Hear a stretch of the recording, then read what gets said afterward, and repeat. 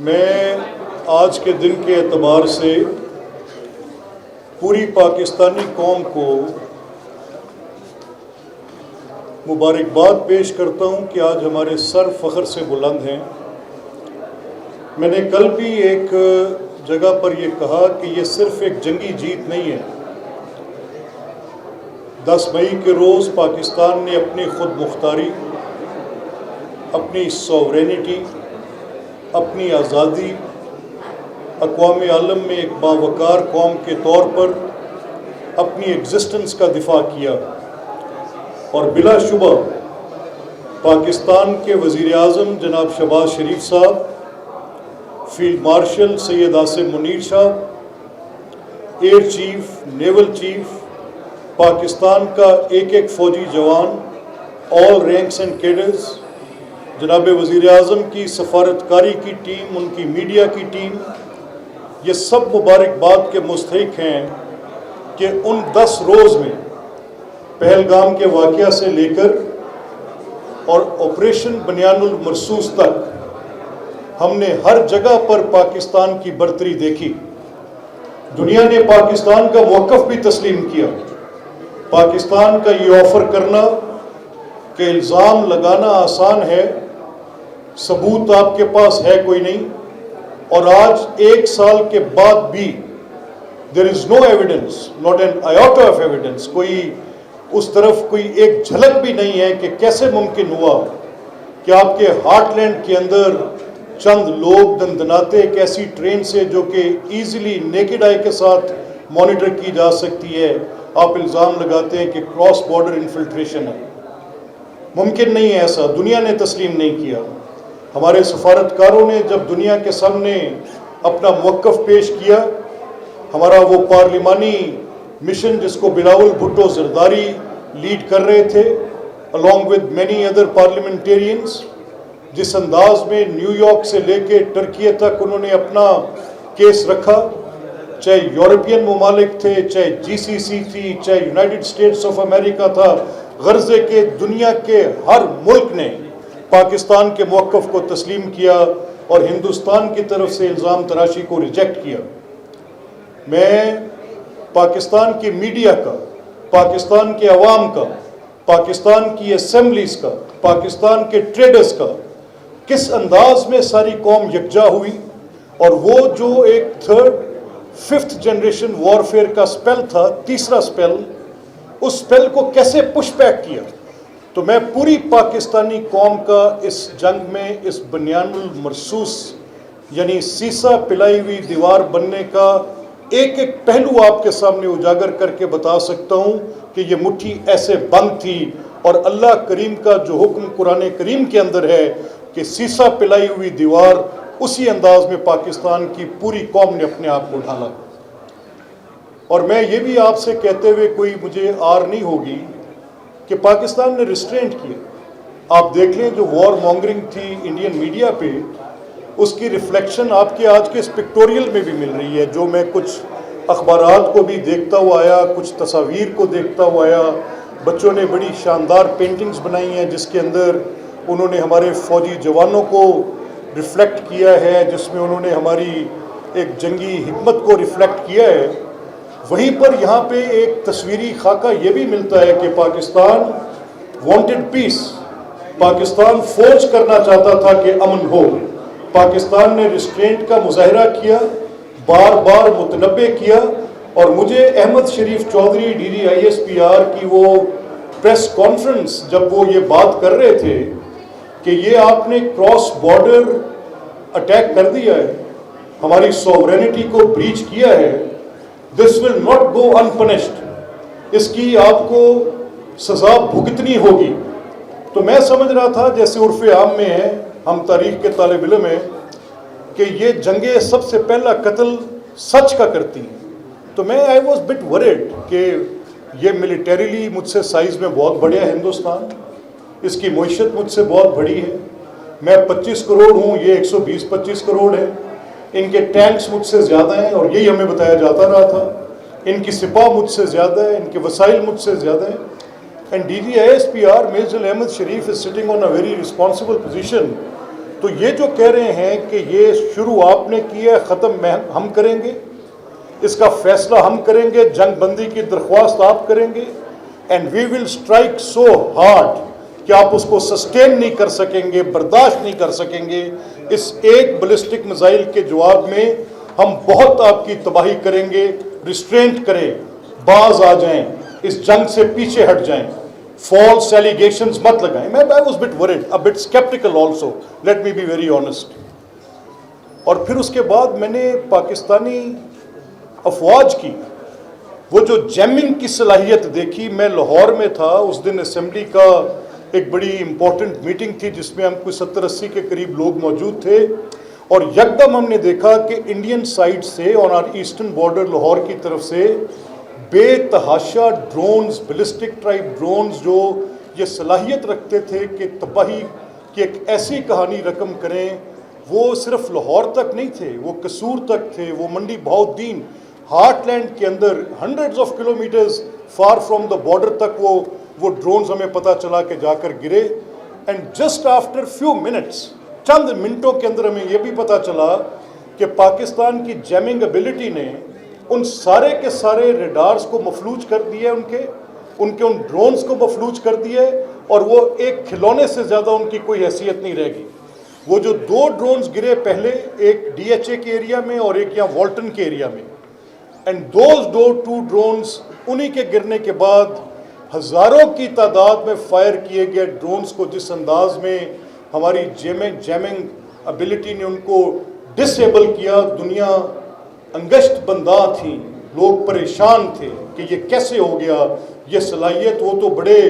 Super sophisticated drones تھے، اسرائیلی technology تھی جس پر ہندوستان بڑا نازاں تھا کہ یہ ٹیکنالوجی کے ساتھ وہ اپنے گھر میں بیٹھ کے AI کیپیبلٹیز کے ساتھ، ڈرونز کے ساتھ، مشین کے ساتھ، وداؤٹ دی ہیومن انٹرونشن وہ لا کر ہمارے ملکوں شہروں میں تباہی کی ایک داستان رقم کرے گا۔ لیکن الحمدللہ وہ صلاحیت جو پاکستان کی جیمنگ ایبلٹی تھی جس پہ آج بھی دنیا حیران ہے کہ کیسے یہ ممکن ہوا۔ پھر کہانی یہاں رکی نہیں، پھر ہمارے 1-2 ایئر بیسز پر آپ کے علم میں ہے، میڈیا نے رپورٹ کیا، ابھی آپ کی اس پکٹوریل میں بھی ہم نے دیکھا کہ جب انہوں نے پھر ریسٹرینٹ نہیں کیا، اس وقت تک ہم ٹالرنٹ تھے، ہم پیس کو فورج کرنے کی بات کر رہے تھے، ہم کہہ رہے تھے کہ آپ نے یہ برا کیا ہے اور اپنا موقف دنیا کے سامنے پیش کر رہے تھے۔ And then after 7th of May چشم فلک نے وہ نظارہ دیکھا جس پر دنیا یہ معترف ہوئی کہ پاکستانی ایئر فورس کی سپریورٹی، پاکستان کے فیلڈ مارشل کا عزم، پاکستان کی افواج کا عزم، وزیر اعظم پاکستان کی قیادت، اور پھر چند لمحوں میں سرعت کے ساتھ یہ فیصلہ کیا گیا نہ صرف اب روکیں گے، اب جواب بھی اتنا جاندار دیں گے، اور پھر ان کے میلوں میل اندر جا کر، سینکڑوں میل اندر جا کر ایک نہیں 7 ایئر بیسز کو ودن منٹ ایسے برباد کیا کہ ان کے ہاتھ پاؤں پھول گئے۔ S-400 جیسی سوفسٹیکیٹڈ مشینری جو کہ بڑی، اس پہ بھی ہندوستان نازاں تھا کہ ان کے پاس یہ جو صلاحیت ہے اس پورے خطے میں کوئی نہیں، اور اسی بنیاد پر وہ اپنی برتری اور ہیجمنی قائم کرنا چاہتا تھا کہ ہندوستان جو کہے گا اس خطے میں وہ ہوگا۔ لیکن آفرین ہے ہماری افواج پاکستان پر، جناب وزیر اعظم پر، کہ جتنے عزم کے ساتھ، جتنے حوصلے کے ساتھ ان کے دانت کھٹے کیے، اس کی مثال تاریخ میں نہیں ملتی۔ اور پھر وہ رافیل پر بڑے نازاں تھا بھارت، آپ کو یاد ہوگا، ایک رافیل نہیں، کئی 100 بلین کا طیارہ ہے، کئی 100 بلین کا۔ مانا یہ جاتا تھا کہ فرانسیسی دنیا میں اس انڈسٹری میں جو بناتی ہے وار پلینز، اس میں دنیا میں سب سے نمبر 1 ہے۔ اور یہ آج سے نہیں، کئی سالوں سے ہم سن رہے تھے کہ رافیل ہندوستان کے پاس آ گئے، ان کی فضائی برتری قائم ہو گئی۔ رافیل ایسا طیارہ ہے جس کے پاس یہ صلاحیت ہے جو کسی اور ملک کے پاس نہیں ہے۔ تو ایک خوف قائم کیا گیا تھا، ایک پرسیپشن بلڈ کی گئی تھی، اور پھر آپ نے دیکھا، میں نے دیکھا، دنیا نے مانا، ملبے اٹھائے، تصاویر جاری کی، اور وہ رافیل ایسے گرے جیسے کھلونے گرتے، اور پھر اس کی تعداد بعد میں پتہ چلتی گئی. دنیا کی بہترین انٹیلیجنس سروسز نے اپنے سربراہان مملکت کو جا کر بتایا کہ sir number is not 4 it is 5. چند دنوں کے بعد پھر بتایا کہ sir number is not 5 it is 6. چند دنوں کے بعد پھر بتایا sir we have found more rubbles it is not 6 it is 7. میں یہ مانتا ہوں کہ پاکستان کی وہ صلاحیت جو ایئر فورس کی صلاحیت تھی اس نے بھی ثابت کیا کہ یہ مقابلہ پاکستان جنگی اعتبار سے فضا میں، سمندروں میں، پہاڑوں میں، افواج کی دو بدو اگر کنونشنل وارفیئر ہوتی ہے، یہ ڈرونز کے اگر اٹیک آتے ہیں تو الحمدللہ پاکستان کی جو فصیل ہے یہ بہت مضبوط ہے اور بلا شبہ سیسا پلائی ہوئی دیوار ہے. میں یہ بار بار کہتا ہوں ہمیں جنگوں سے ڈر لگتا ہے. میں ڈرتا ہوں، میں عام شہری ہوں. میں پاکستان میں اس خطے میں امن چاہتا ہوں. میں پاکستان میں اس خطے میں اپنے بچوں کے لیے ایک محفوظ ملک چاہتا ہوں، ترقی چاہتا ہوں، تعلیم چاہتا ہوں، تجارت چاہتا ہوں. یہ بارود، یہ خون کے لوتھڑے، یہ خوف مجھے دہلاتا ہے. یہ اڑتی راکھ، اس سے مجھے خوف آتا ہے. لیکن کیا میں اپنی خود مختاری کو کسی قیمت پر چھوڑ سکتا ہوں؟ کیا میں اپنی آزادی کو کسی قیمت پر چھوڑ سکتا ہوں؟ اور آپ سب کے، میں آپ کے سامنے آج ایک یہ بات بھی رکھنا چاہتا ہوں. ایک وندلیزی شاعر کا یہ مکالمہ کہ اگر مجھے اپنی زندگی اور آزادی میں سے کسی ایک چیز کا انتخاب کرنا پڑے تو میں دوسری جنگ عظیم دوم کے بعد یہ طے کر چکا ہوں کہ میں اپنی آزادی اور خود مختاری پر آنچ نہیں آنے دوں گا، چاہے میری زندگی جاتی رہے، بلا شبہ. اور اسی ایک بات پر جناب وزیر اعظم کا فیصلہ، جناب فیلڈ مارشل کا فیصلہ، پاکستان کی کابینہ کا فیصلہ، چاروں صوبائی اسمبلیوں سے اٹھنے والی یکجا آواز ہر یونیورسٹی سے، میں ان دنوں میں کوئی 20 کے قریب یونیورسٹیز کے اندر گیا تو میرے جو نوجوان تھے ان سب کا یہ ریزولو تھا کہ دیکھیں یہ ٹال آف وارز تو ہوتے ہیں لیکن ہم ہندوستان کی ہیجمنی قبول نہیں کر سکتے، ہم ہندوستان کی برتری قبول نہیں کر سکتے. اگر ہمیں اپنی حفاظت میں اپنی آخری زندگی کا نذرانہ بھی پیش کرنا پڑا تو ہم اس کے اندر بالکل نہیں چوکیں گے. ہم آخری شخص تک لڑیں گے اور پاکستان کی حفاظت کریں گے. میں ان بچوں کا، جن کی میں نے ابھی دیکھا ہے، یہ میری بیٹیاں اور بیٹے، یہ سکولز کالجز کے پڑھنے والے بچے، جس انداز میں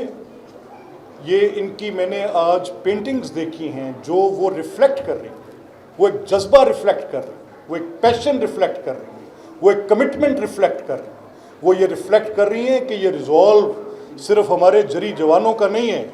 میرے ان بچوں کا بھی ہے، میرے ان بیٹیوں کا بھی ہے. پوری قوم اپنے فیلڈ مارشل کے پیچھے بلا شبہ سیسا پلائی دیوار کی طرح کھڑی ہے. اپنے وزیر اعظم کی حکمت، تدبر، سیاست، سفارت، ان سب پر ان کو دیکھ کر سلام پیش کر رہی ہے کہ جناب وزیر اعظم ایسے ہی اقوام عالم میں زندہ رہنے کا حق ہے جس انداز میں آپ آج زندہ ہیں. آج یو ایس اے کا اور ایران کا تنازع ہے، آپ دیکھ رہے ہیں. اس تنازع کے اندر بڑے بڑے ممالک تھے، G8 کی معیشتیں تھیں، نیٹو کے ممالک تھے، اس میں GCC کے ممالک تھے، ڈائریکٹ ویسٹڈ انٹرسٹ تھے، اس میں دنیا کے بڑے بڑے ممالک جو آج سپر پاورز کے طور پہ مانے اور دیکھے جاتے ہیں، بڑی معیشتوں کے طور پر دیکھے جاتے ہیں. لیکن اگر کوئی پیس فورج کر رہا ہے، دنیا کا امن قائم کر رہا ہے، تو پھر میں جناب وزیر اعظم یہ کہنے میں حق بجانب ہوں کہ آپ نے اور فیلڈ مارشل نے، جناب اسحاق ڈار وزیر خارجہ نے، جناب محسن نقوی نے، جناب عطا تارڑ نے، یہ سب آپ کی ٹیم ہے. ہم ان سب کے لیے دعا گو ہیں جو دن رات، جناب خواجہ آصف صاحب نے، آپ سب اپنی کوشش کر رہے ہیں. اور میں نے پھر وہ جذبہ، وہ پیشن کل اپنی سیاسی قیادت کا یہاں بھی دیکھا اور بلا تفریق دیکھا. میں اس میں سب کو، جس میں جناب وزیر اعظم کے ساتھ جناب آصف علی زرداری صاحب، جناب بلاول بھٹو صاحب، جناب مراد علی شاہ صاحب، اور میں نے سب سے بڑھ کر چیف منسٹر پنجاب کو، میں کسی ایک سلسلے میں ان سے کوئی درخواست کرنا چاہتا تھا تو مجھے پتہ چلا کہ بنیان المرصوص کے 3 دنوں میں ان کی مصروفیت ایسے ہے کہ وہ مسلسل طور پر اس کو ایک جشن کے طور پر، ایک نیشنل ڈے کے طور پر पंजाब के तूल व अर्ज़ में अवामी हमायत के साथ, सियासी कारकुनान के साथ, इंटेलिजेंशिया के साथ, एकेडमिया के साथ, मीडिया के साथ, स्टूडेंट्स के साथ ये वक्त गुजारना चाहती हैं। एंड आई रियली अप्रिशिएटेड कि इस तरह अगर सियासी क़यादत अपने कौमी दिनों को इस तरह से बढ़ोतरी देगी तो ये इनकलकेट करेगी नेशनलिज्म जिसकी हमारी ज़रूरत है। आखिर में मैं फ़ाद आपका, आपकी पूरी टीम का बेहद शुक्रगुज़ार हूँ, पिलाक के साथियों का, उन बच्चों का जिन्होंने इस मौके पर इतनी शानदार ये पिक्टोरियल एग्ज़िबिशन की, ये जो पेंटिंग्स इन्होंने बनाई, बिलाशुबा ये इस बात का इजहार है कि सारी पाकिस्तानी कौम का सर फ़ख्र से बुलंद है और उसका हर मीडियम में हम इजहार करेंगे, चाहे तस्वीर बना कर करें, चाहे तकरीर कर कर करें। Thank you very much.